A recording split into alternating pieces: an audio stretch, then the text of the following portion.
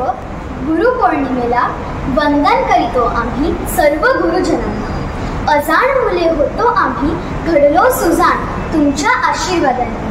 होता तुमचा हात आमच्या पाठीवरती, म्हणूनच जिंकलो आम्ही कसोटी आयुष्याची।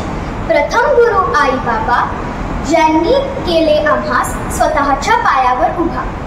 शाळेतील शिक्षक माझे निरंतर गुरु, ज्यांनी केले आमचे शून्यातून विश्व सुरू।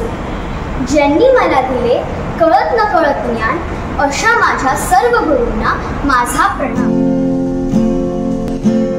तुमसे